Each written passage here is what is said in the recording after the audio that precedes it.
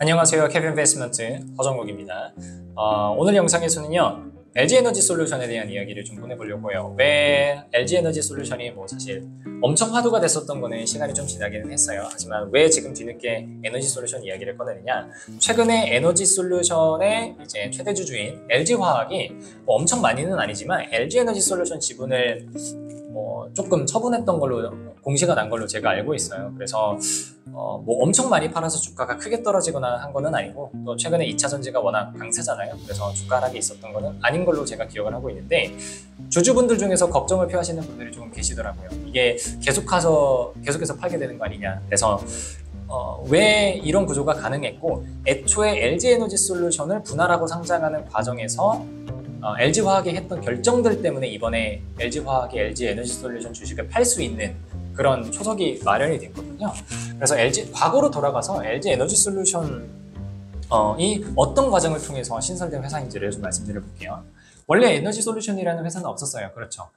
LG화학의 2차 전지가 분사되는 그런 회사가 LG에너지솔루션인데, LG화학은 원래 제가 알기로 4가지 정도의 사업 부문을 영위하고 있어요. 첫 번째는 화학기업이니까 전통적으로 하고 있는 케미칼 사업부가 하나가 있어요.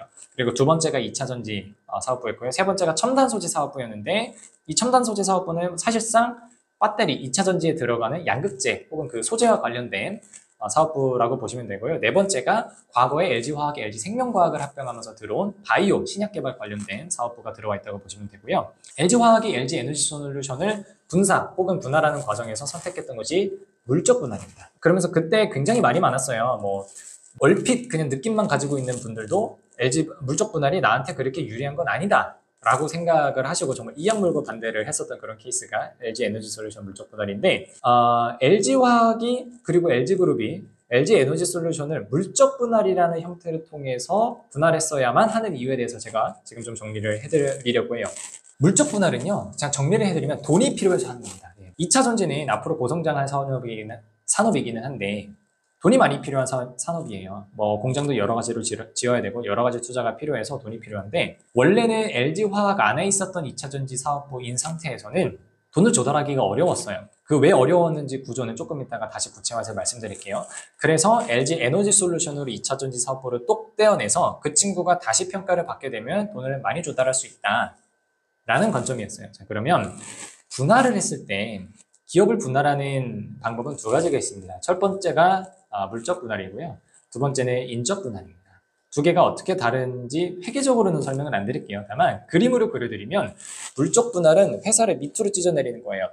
LG화학에서 배터리 사업부가 찢어서 나올 거긴 할 건데 자기 자회사로 빠집니다. 100% 자회사로 빠져요. 그래서 원래 LG화학의 주주들, LG화학 그리고 LG에너지솔루션이 되는 모양인 거예요. 그러면 지금 지분이 100%죠. 그럼 여기서 돈이 필요한 에너지솔루션을 상장을 시킵니다. 상장을 시키는 과정에서 신주를 발행을 할 거예요. 보통 한 30% 정도 받아요. 그럼 30%를 받으면서 공모를 가겠죠. 근데 이 공모가가 굉장히 높게 평가받을 수 있었어요. 왜? 2차 전지잖아요.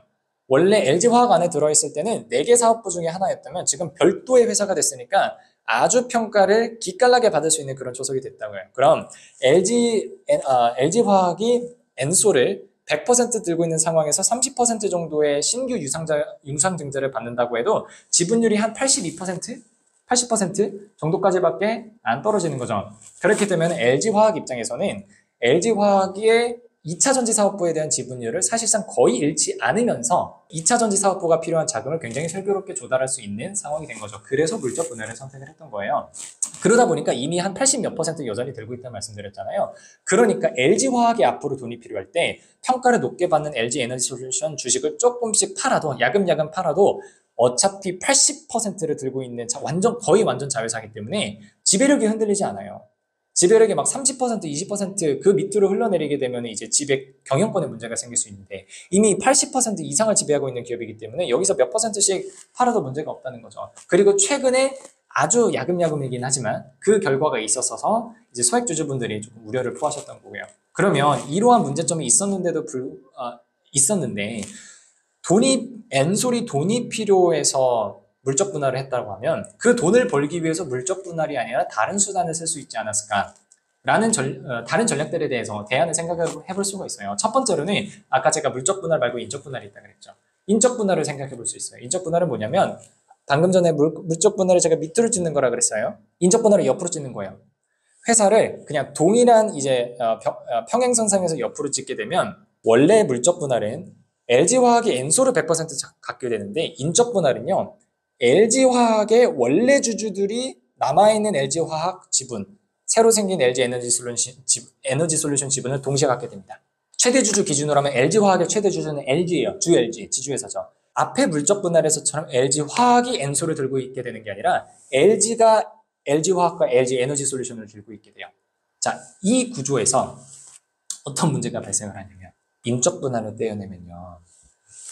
일단 LG화학 지분을 제가 얼마 들고 있는지 잠깐 찾아볼게요. LG가 LG화학 지분을 33% 정도 들고 있어요. 그러면 인적 분할에서 옆으로 찍게 되면 LG가 LG화학도 33%, LG에너지솔루션도 33%를 들게 돼요. 자, 지배력이 충분해요? 아니죠. 아니라고요. 그리고 이 33%만 들고 있는 상황에서 지금 에너지솔루션이 돈이 필요하다 그랬잖아요. 그럼 여기서 유상증자를 한다고 가정을 해볼게요. 그럼 어떻게 돼요? 33% 지분율이 더 떨어지죠. 그럼 사실상 2차전지 사업부를 날려버리게 되는 거예요. 이거는 못하는 거죠.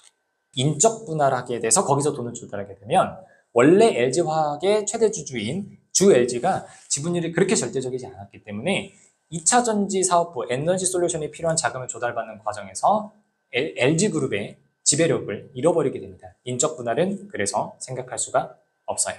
인적 분할이 아니라면 어떤 또 대안이 있을까요? 네, 맞아요. LG화학이 굳이 에너지솔루션을 분할하지 않고 그냥 유상증자를 LG화학에서 받는 방법도 있어요. 사실 그게 절차적으로는 가장 깔끔했을 거예요. 근데 이것도 선택하지 않은 이유가 있죠. 자, 보세요. LG화학이 유상증자를 하게 돼요. 그러면 이 유상증자에 참여할까 말까, 얼마나 참여할까로 고민하는 주주들은 LG에너지솔루션이 아니라 LG화학에 대해서 분석을 해보게 됩니다. 그럼 LG화학은요, 물론 2차전지가 가장 두드러지는 기업이긴 하지만 다른 사업 포트폴리오들이 껴있잖아요. 전통 케미칼도 들어있지, 첨단 소재도 들어있지, 바이오도 들어있지. 근데 특히 덩치가 많이 차지하는 전통 케미칼 사업부가 사실은 현금을 많이 벌어다 주기는 하지만 성장성이 두드러지는 사업부는 아니에요. 그러다 보니까 주주들 입장에서는 이게 꺼려지는 거예요. 내가 LG화학의 유상증자에 참여했을 때 내가 지금 꽂은 돈을 LG화학이 2차전지에만 사용한다는 보장이 없어요. 물론 약속은 하겠죠. 근데 보장이 안 된다고요. 그리고 LG화학의 가치 자체가 배터리 사업 하나로만 평가받는 게 아니라 다른 몇 가지 껴있는 다른 사업부들이 조화가 돼서 평가받기 때문에 새로 투자하고 싶은 주주들 입장에서도 이게 내가 지금 배터리만 보고 투자가 들어가는 게 맞나? 하는 고민들을 하게 된다고요. 그렇기 때문에 자연스럽게 어떻게 돼요? 평가를 LG가 받고 싶은 만큼 못 받게 돼요. 2차전지의 고유한 평가를 LG화학 안에 사업부로 들어가 있을 때는 못 받게 된다는 거죠. 그러면 공모가도 제대로 책정받을 수가 없어요. 그러면서 동시에 보세요. 원래 인적 분할을 안 했어도 LG가 LG화학을 들고 있는 지분이 낮다 그랬죠. 근데 여기서 유상증자를 때려버리면 어떻게 돼요? LG가 LG화학 들고 있는 지분율이 꺾인다고요. 그럼 경영권을 잃어버린다고요. 또 역시 이거를 생각할 수가 없어요. 또 마지막에 남은 게 있어.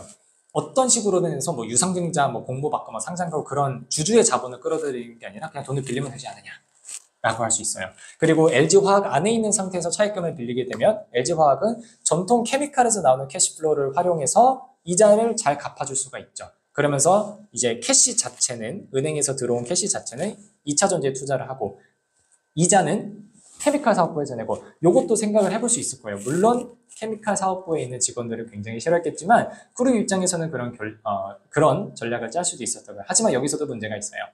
은행의 입장으로 가보세요. 자, 은행의 입장에서 가면 LG화학한테 돈을 빌려주는 건 맞는데 그러니까 2차전지를 위해서 내 돈을 쓰겠다는 건 아는데 LG화학의 신용도를 생각을 했을 때 문제가 될 수 있죠. 만약에 케미칼 사업부에서 돈이 필요해서 돈을 빌리는 거면 아마 쉽게 빌려줬을 수 있어요. 왜? 케미칼 사업부는 원래도 현금이 잘 나요. 성장성이 조금 더뎌졌다 뿐이지 캐시플로우는 잘 났고요. 그렇기 때문에 채권자, 즉 은행 입장에서는 얘가 성장하는지 안 성장하는지는 중요하지가 않아요. 그냥 내 원리금만 따박따박 잘 갚아줄 수 있으면 되거든요. 근데 케미칼 사업부에만 돈을 빌려주면 그거는 문제가 없어요. 근데 2차전지를 들고 있는 LG화학에 돈을 빌려주게 되면 어떻게 돼요? 2차전지가 성장성은 굉장히 두드러지는 기업이기는 한데 나한테, 채권자 입장에서 나한테 원리금을 따박따박 줄 수 있느냐? 그건 모르는 거거든요. 왜? 2차전지 지금 현금 안 돌아요. 제가 다른 영상에서도 언급을 했지만 성장성이 굉장히 두드러지는 만큼 단기적으로 현금에 관련된 현금 관리에 대한 고생은 되게 오랫동안 해야 되는 사업이 2차전지예요. 그 은행 입장에서는 야, 나 이거 얘가 잘하는 건 알겠는데 내가 원리금을 받을 수 있어? 에 대한 문제가 생기죠. 그렇게 되면 어떻게 해요? 신용도가 낮아지고 위험이 높아지면서 은행이 LG화학에 책정하는 이자율이 높아지게 된다고요. 그럼 가뜩이나 싸게 조달하고 싶은데 이자 비용이라고 하는 현금 흐름 지출을 계속해서 감수하면서 LG화학이 버틸 수 있었을까? 그리고 이 LG 에너지 솔루션이 필요한 현금 단위가 이 몇천억 규모가 아니에요. 몇 조의 개념이 필요해요. 그럼 몇 조를 은행에서 빌려줄 수 있는, 사실 뭐 은행도 그렇게 많지 않을 거고요. 빌려준다라고 해도 높게 책정된 이자율, 거기서 나오는 이자 비용을 LG그룹이 LG화학 차원에서 감당할 수 있었을까? 생각보다 많은 부담이 있었을 것이라고 봅니다. 그렇기 때문에 사실상 돈이 필요한 에너지 솔루션이 자기가 필요한 돈을 조달하면서도 LG그룹이 새롭게 신설된 LG 에너지 솔루션에 대한 경영 지배력을 잃지 않기 위한 않을 수 있는 유일한 수단은 물적 분할이었다는 거죠. 그래서 그렇게 갔던 거예요.